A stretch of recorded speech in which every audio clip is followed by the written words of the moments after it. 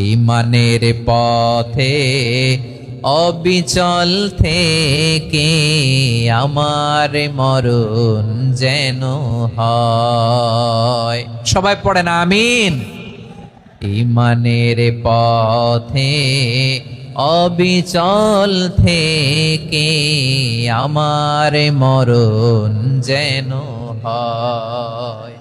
তোমারি কাছে মিনতি আমার, তোমারি কাছে মিনতি আমার। মহামহিম দয়াময়, ইমানের পথে অবিচল থেকে আমার মরণ যেন হয়। পড়েন আমিন।